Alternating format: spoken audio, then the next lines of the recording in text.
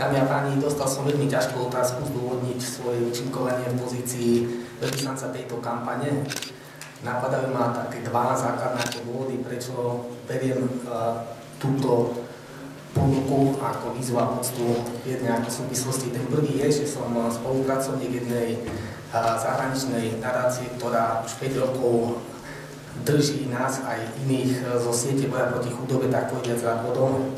Mal som príležitosť vidieť a stretnúť všetkých aktérov z občianskej sféry, ktorí sa naozaj na úkor svojho osobného času aj na úkor aj iných tém vedeli zasadiť za otázku boja proti chudobe. A pochopil som tiež, že prečo táto téma je taká vážna, pretože ju vôbec nie je vidno, ani ju nechceme radi vidieť pri nás. Takže môj osobný vklad, ktorý by som chcel priniesť do tejto kampane, sa týka rozmeru, ktorý súvisí s mojím, tak povediať, civilným ako povolaním, to čiže som akademik. A preto mojou úlohou je hovoriť o tom, ako vieme rozmýšľať o chudobe. A tam by som videl tiež vážny deficit toho, prečo je chudoba stále marginálnou témou na Slovensku, pretože stále nevidíme aj jej základný intelektuálny rozmer.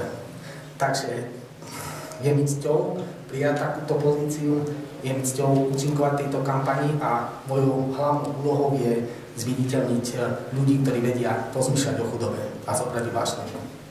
Ďakujem pekne.